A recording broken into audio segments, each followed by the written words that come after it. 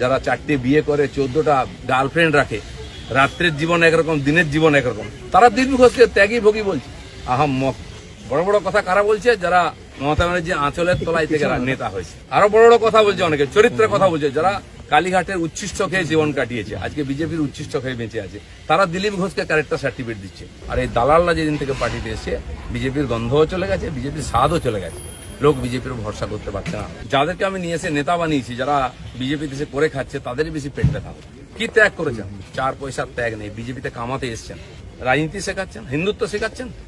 কি দিয়েছেন সমাজ? কেন পার্টি নেমে গেছে? 250 লোকের প্রাণের বিনিময়ে যে পার্টি দান করেছিলাম, সে পার্টি কোথায় আছে? কেন হারছি আমরা? কেন লোকে চিৎকার করছে?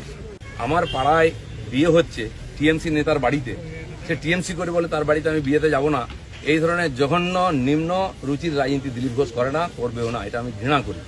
আমার বাড়ির জামাই যদি অন্য পার্টি করে, সেই মেয়ের বাড়ি আমি যাব না, এই রাজনীতি দিলীপ ঘোষ করে না, করবে না। যারা করতে চাইছে এটাকে, বিজেপিকে এই অপসংস্কৃতি আনতে চাইছে, তারা বিজেপি জানে না। যে পার্টির প্রধানমন্ত্রী অটল বিহারী বাজপেয়ী কালীঘাটে গিয়ে মমতা ব্যানার্জির মায়ের পায়ে হাত দিয়ে প্রণাম করেছিলেন, আমরা সেই সংস্কৃতির লোক। মমতা ব্যানার্জি তখন আমাদের সঙ্গে ছিলেন, আর অন্যদিকে চলে গেছেন, শত্রু হয়ে গেছেন, এটা আমি মনে করি না। রাজনীতি আমার কোনো শত্রু নেই, আমি সবাইকে মিত্র করার চেষ্টা করি। আর মিত্র করেছি বলে ভারতীয় জনতা পার্টি এত বড় হয়েছে। অন্য পার্টির বহু নেতা এসে পার্টির নেতৃত্ব করছে।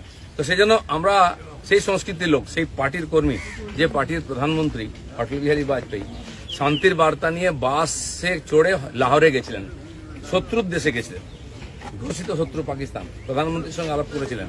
ফিরে আসার পরে পাকিস্তান আক্রমণ করেছিল, কার্গিল যুদ্ধ হয়েছিল, অটল বিহারীর হাত কাঁপেনি, মিরাজ পাঠিয়ে দিয়ে, সেনা পাঠিয়ে দিয়ে সমস্ত বাংকার গুঁড়িয়ে দিয়েছিলেন।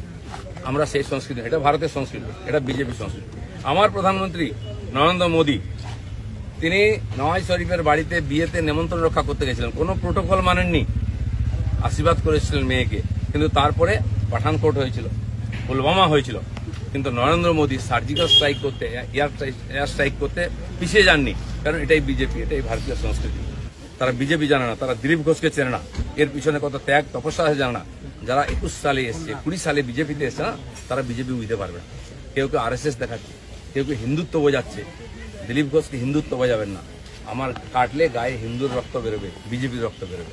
আমি দোকান সাজিয়ে দিয়েছিলাম 77টা MLA দিয়ে, 1 ডজন MLA আজকে নাই কেন? MP কোথায় গেল? জেলা পরিষদ সমিতির প্রধান চলে যাচ্ছে কেন? জবাব কে দেবে? 21-এর পর থেকে বিজেপির নাম ছিল। 19 সালে বিজেপি 41% ভোট পেয়েছিল, এবং আজ অনেক নেতা আমাদের পার্টিতে তার বিরুদ্ধে লড়াই করে আমরা পার্টিকে বাড়িয়েছিলাম। অনেকে প্রশ্ন করছেন, 41% ভোট আর 121টা বিধানসভায় আমরা লিড নিয়েছিলাম।